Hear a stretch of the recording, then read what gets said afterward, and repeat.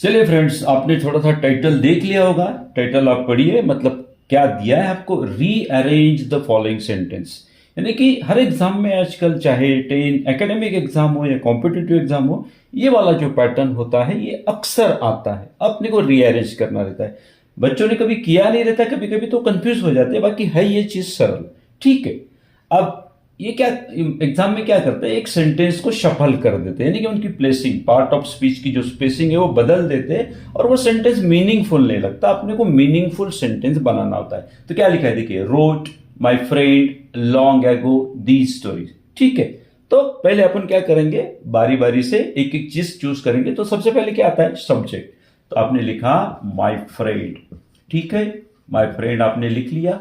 उसके बाद में सपोर्टिव वर्ब है, ऑक्सिलरी वर्ब है क्या सेंटेंस में, नहीं है, तो सीधा क्या आ जाएगा, main verb. So my friend wrote, क्या लिखा है, क्या लिखा है, ऑब्जेक्ट क्या है, these story. My friend wrote these stories, है ना, मेरे मित्र ने यह कहानियां लिखी। कब लिखी, ये कॉम्प्लीमेंट है, लॉन्ग एगो, बहुत समय पहले मेरे मित्र ने यह कहानियां लिखी है। तो my friend wrote these stories long ago. Clear है। सेकंड सेंटेंस पे अपन मूव ऑन करते। For watering an hour the gardener has been the plants. ठीक है। सबसे पहले अपन ने इसमें क्या चूज किया था, माय फ्रेंड। तो यहां पे अपन चूज करेंगे सब्जेक्ट द गार्डनर। तो सब्जेक्ट बनेगा the doer of the action, काम करने वाला कौन व्यक्ति होता है। सो आपने चुना गार्डनर। अब यहां पे सपोर्टिव वर्ब है, क्या है, हैज बीन। तो आपने लगा दिया supportive verb has been. Main verb क्या है, वाटरिंग, है ना, वाटर नाउन भी होता है, वर्ब भी होता है। The gardener has been watering. किसको वाटरिंग कर रहे हैं, पौधों को। पौधों के लिए क्या है, the plants. The gardener has been watering the plants. The plants, the लगाया ना, बहुत सारे प्लांट्स हैं, बहुत सारे पौधे। और कितने समय के लिए, एन आवर। लेकिन उससे पहले आपका आएगा फॉर या सिंस, क्योंकि ये सेंटेंस बन रहा है आपका प्रेजेंट परफेक्ट कंटिन्यूस प्रेजेंट का सेंटेंस बन रहा है। The gardener has been watering the plants for an hour. Meaningful sentence बन गया। ठीक है, ये वाला सेंटेंस सरल है, आपको थोड़ा थोड़ा आइडिया आ गया होगा। Class, the teacher, in is the teaching. ठीक है, सब्जेक्ट बन रहा है आपका द टीचर। सपोर्टिव वर्ब है क्या है, इज। ठीक है, the teacher is. Main verb है teaching, the teacher is teaching, है ना। प्रीपोजिशन है तो आपने लगाया इन। कहां पर, द क्लास या क्लासरूम। तो सेंटेंस बन गया आपका the teacher is teaching in the class. ये आपका कंटिन्यूअस प्रेजेंट का सेंटेंस बन गया। आगे अपन और सेंटेंसेस देखते हैं।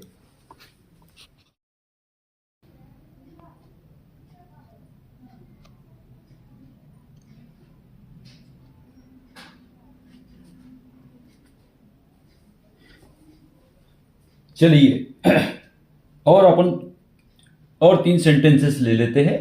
ठीक है, फोर्थ सेंटेंस है, metal is lead any than heavier other. आपको स्ट्रक्चर से समझ में आ रहा होगा। ये सेंटेंस जो है ये कंपैरेटिव डिग्री का सेंटेंस है। ठीक है, metal is lead any than heavier other. तो यहां पे सबसे पहले क्या आएगा, लीड अपना सब्जेक्ट बनेगा, लीड। तो इसलिए अपन ने एल क्या कर दिया, कैपिटल। हर सेंटेंस की शुरुआत कैपिटल से करना चाहिए, है ना।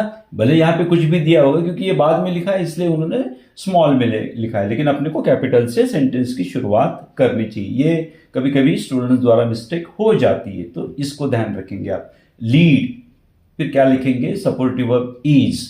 ठीक है, अब ये हेवियर देन, है ना, lead is heavier, lead is heavier than, lead is heavier than any other metal, any other metal.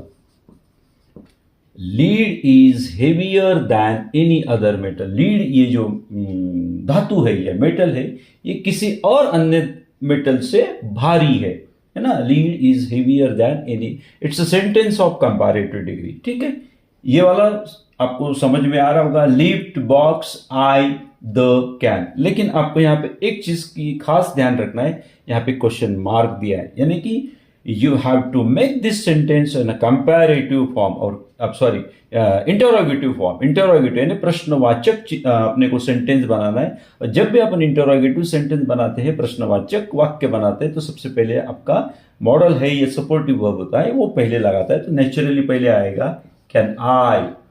Can I, भाई क्या मैं यह बॉक्स उठा सकता हूं?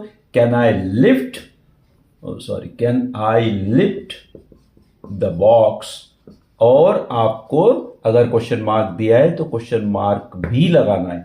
Can I lift the box. जितनी चीजें अपने को दी रहती है आपको ये you have to make sure that every single word you have used in your answer. Can I lift the box, फिर आप चेक करना 1 2 3 4 5 1 2 3 4 5 एंड क्वेश्चन मार्क, यानी कि ये क्लियर हो गया।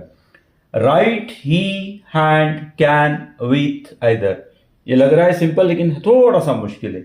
नेचुरली आपको सब्जेक्ट चूज करना है ही, तो आपने चूज किया ही कैन मॉडल आ गया। He can write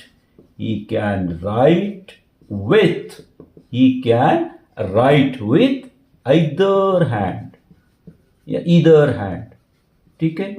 he can write with either hand मतलब उसके अंदर ये एबिलिटी है कि वो दोनों हाथों से लिख सकता है, यानी कि मीनिंगफुल सेंटेंस बना he can write with either hand.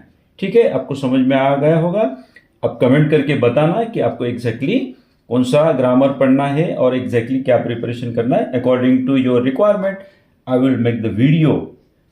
Till then, goodbye, see you in the next video, take care, bye and thank you very much for watching my video. If you like my video, please do like, share and subscribe. Thank you.